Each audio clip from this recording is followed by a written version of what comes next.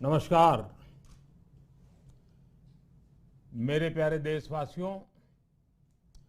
आज मैं अपनी बात की शुरुआत एक वेद वाक्य के साथ करना चाहता हूं। कृतं में दक्षिणे हस्ते जयो में सव्य आहितः।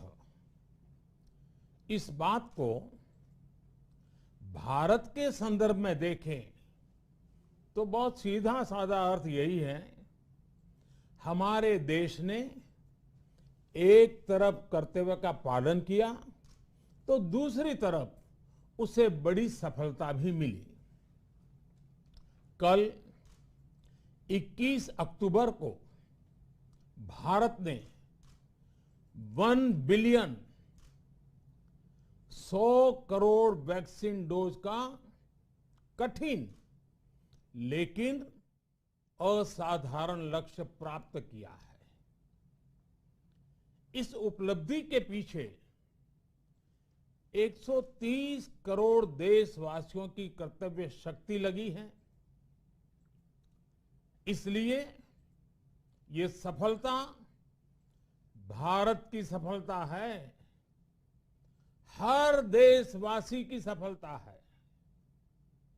मैं इसके लिए सभी देशवासियों को हृदय से बधाई देता हूं। साथियों, 100 करोड़ वैक्सीन डोज ये केवल एक आंकड़ा नहीं है, ये देश के सामर्थ्य का प्रतिबिंब है, इतिहास के नए अध्याय की रचना है। ये उस नए भारत की तस्वीर है जो कठिन लक्ष्य निर्धारित कर उन्हें हासिल करना जानता है। ये उस नए भारत की तस्वीर है जो अपने संकल्पों की सिद्धि के लिए परिश्रम की पराकाष्ठा करता है। साथियों, आज कई लोग भारत के वैक्सीनेशन प्रोग्राम की तुलना दुनिया के दूसरे देशों से कर रहे हैं।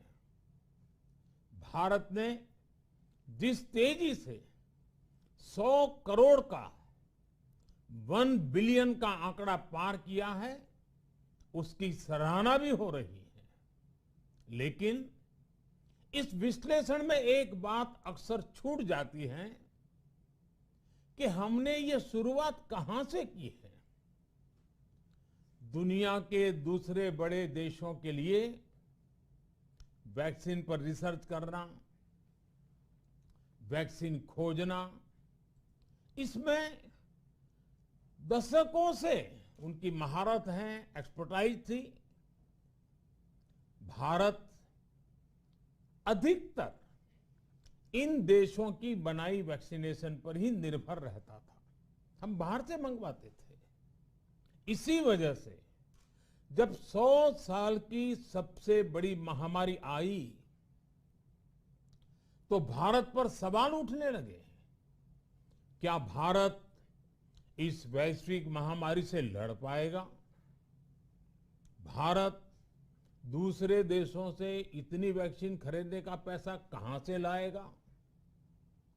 भारत को वैक्सीन कब मिलेगी? भारत के लोगों को वैक्सीन मिलेगी भी या नहीं?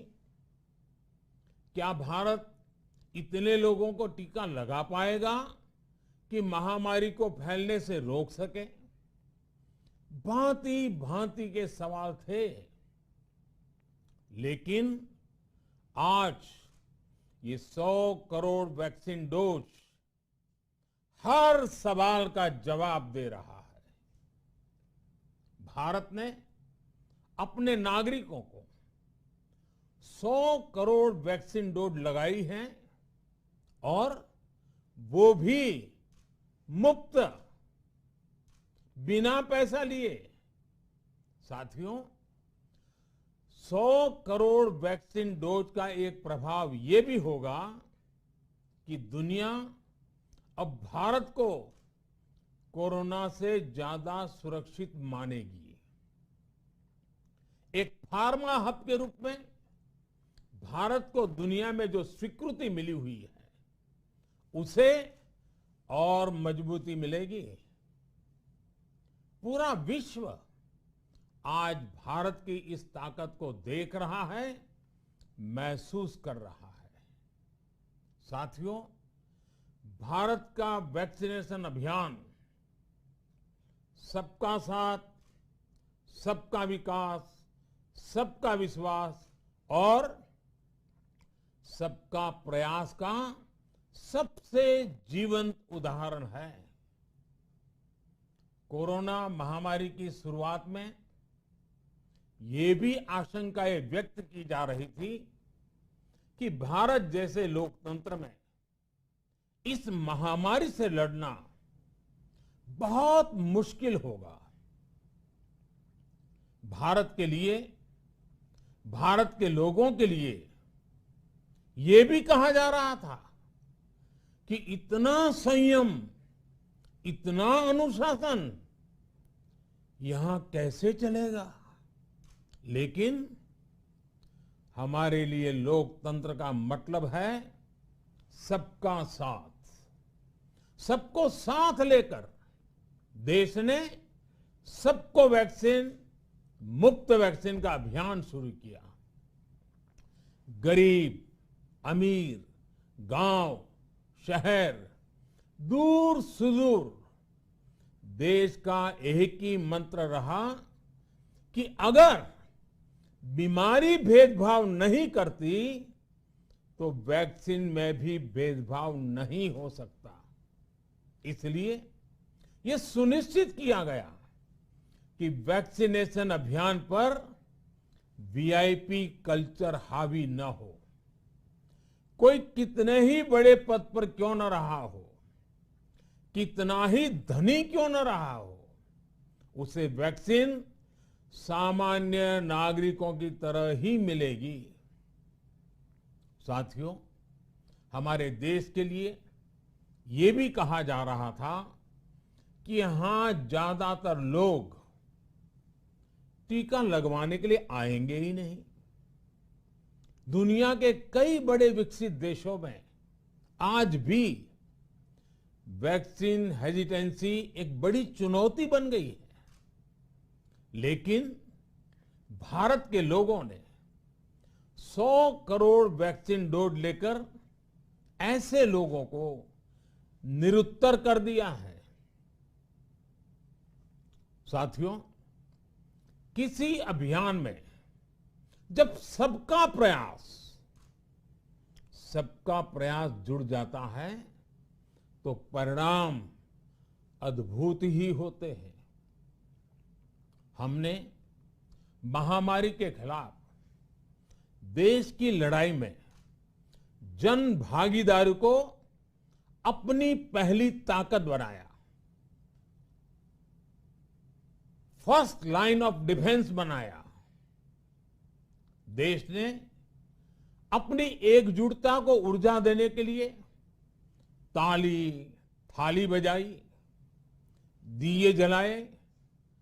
तब कुछ लोगों ने कहा था कि क्या इससे बीमारी भाग जाएगी? लेकिन हम सभी को उसमें देश की एकता दिखी, सामूहिक शक्ति का जागरण दिखा। इसी ताकत ने कोविड वैक्सीनेशन में आज देश को इतने कम समय में 100 करोड़ तक पहुंचाया है। कितनी ही बार हमारे देश ने एक दिन में 1 करोड़ टीकाकरण का आंकड़ा पार किया है। ये बहुत बड़ा सामर्थ्य है, प्रबंध कौशल है, टेक्नोलॉजी का बेहतरीन इस्तेमाल है, जो आज बड़े बड़े देशों के पास भी नहीं है। साथियों, भारत का पूरा वैक्सीनेशन प्रोग्राम विज्ञान की कोख में जन्मा है, वैज्ञानिक आधारों पर पनपा है और वैज्ञानिक तरीकों से चारों दिशाओं में पहुंचा है। हम सभी के लिए गर्व करने की बात है कि भारत का पूरा vaccination programme science born, science driven और साइंस बेस्ड रहा है। वैक्सीन बनने से पहले और वैक्सीन लगने तक इस पूरे अभियान में हर जगह साइंस और साइंटिफिक अप्रोच शामिल रही है। हमारे सामने चुनौती मैन्युफैक्चरिंग को लेकर भी थी, प्रोडक्शन को स्केल अप करने की भी थी। इतना बड़ा देश, इतनी बड़ी आबादी, उसके बाद अलग अलग राज्यों में, दूर दराज इलाकों में समय से वैक्सीन पहुंचाना, ये भी किसी भागीरथ कार्य से कम नहीं था। लेकिन वैज्ञानिक तौर तरीकों और नए नए इनोवेशन से देश ने इस चुनौतियों के समाधान तलाशे असाधारण स्पीड से संसाधनों को बढ़ाया गया। किस राज्य को कितनी वैक्सीन कब मिलनी चाहिए, किस इलाके में कितनी वैक्सीन पहुंचनी चाहिए, इसके लिए भी वैज्ञानिक फॉर्मूले के तहत काम हुआ। हमारे देश ने कोविन प्लेटफॉर्म की जो व्यवस्था बनाई है, वो भी विश्व में आकर्षण का केंद्र है। भारत में बने कोविन प्लेटफॉर्म ने न केवल आम लोगों को सहूलियत दी, बल्कि हमारे मेडिकल स्टाफ के काम को भी आसान बनाया। साथियों, आज चारों तरफ एक विश्वास है, उत्साह है, उमंग है। समाज से लेकर इकोनॉमी, हम हर तबके पर देखें, ऑप्टिमिज्म ऑप्टिमिज्म ऑप्टिमिज्म ही नजर आता है। एक्सपर्ट्स और देश विदेश की अनेक एजेंसीज भारत की अर्थव्यवस्था को लेकर बहुत सकारात्मक है। आज भारतीय कंपनियों में न सिर्फ रिकॉर्ड इन्वेस्टमेंट आ रहा है, बल्कि युवाओं के लिए रोजगार के नए अवसर भी बन रहे हैं।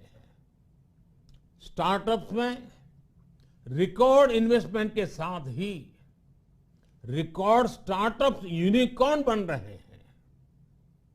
हाउसिंग सेक्टर में भी नई ऊर्जा दिख रही है। पिछले महीनों में किए गए कई सारे रिफॉर्म्स, कई सारे इनिशिएटिव, गति शक्ति से लेकर नई ड्रोन पॉलिसी तक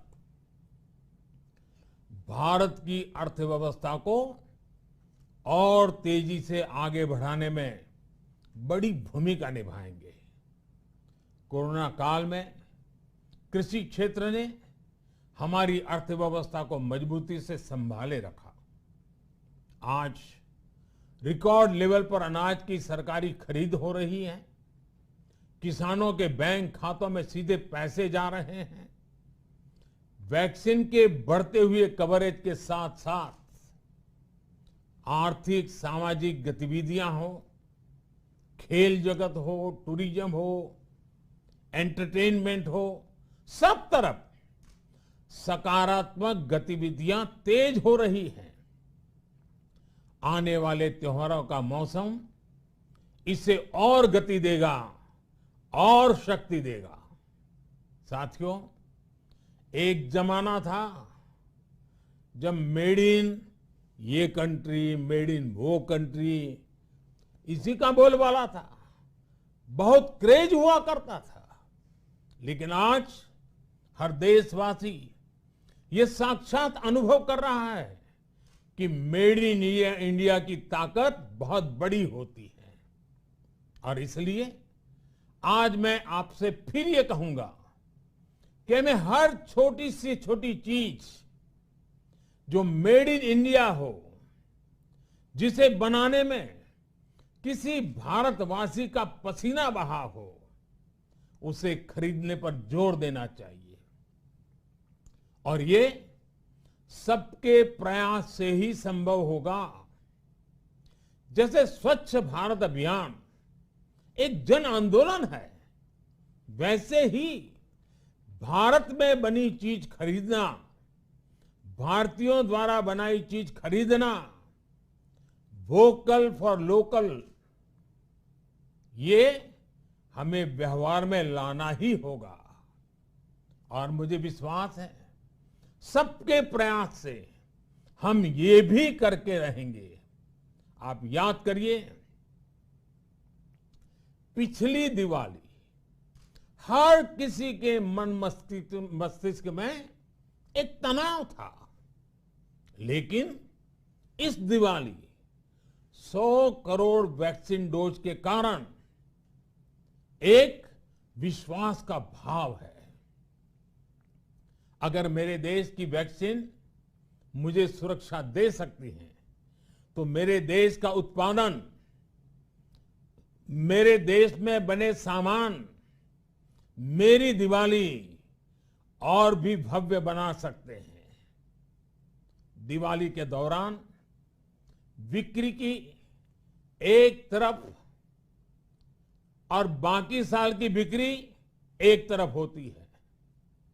हमारे यहां दिवाली के समय, त्योहारों के समय बिक्री एकदम बढ़ जाती है। 100 करोड़ वैक्सीन डोज हमारे छोटे छोटे दुकानदारों, हमारे छोटे छोटे उद्यमियों, हमारे रेहड़ी पटरी वाले भाइयों बहनों, सभी के लिए आशा की किरण बनकर आई है। साथियों, आज हमारे सामने अमृत महोत्सव के संकल्प है, तो ऐसे में हमारी ये सफलता हमें एक नया आत्मविश्वास दिलाती है। हम आज कह सकते हैं कि देश बड़े लक्ष्य तय करना और उसे हासिल करना बखूबी जानता है, लेकिन इसके लिए हमें सतत सावधान रहने की जरूरत है। हमें लापरवाह नहीं होना है। कवच कितना ही उत्तम हो, कवच कितना ही आधुनिक हो, कवच से सुरक्षा की पूरी गारंटी हो, तो भी जब तक युद्ध चल रहा है, हथियार नहीं डाले जाते। मेरा आग्रह है कि हमें अपने त्योहारों को पूरी सतर्कता के साथ ही मनाना है। और जहां तक मास्क का सवाल है, कभी कभी जरा, लेकिन अब तो डिजाइन की दुनिया भी मास्क में प्रवेश चुकी है। मेरा इतना ही कहना है, जैसे हमें जूते पहन करके ही बाहर जाने की आदत लग गई है ना, बस वैसे ही मास्क को भी एक सहज स्वभाव बनाना ही होगा। जिनको अभी तक वैक्सीन नहीं लगी है, वो इसे सर्वोच्च प्राथमिकता दें। जिन्हें वैक्सीन लग गई है, वो दूसरों को प्रेरित करें। मुझे पूरा भरोसा है कि हम सब मिलकर प्रयास करेंगे तो कोरोना को और जल्द हरा पाएंगे।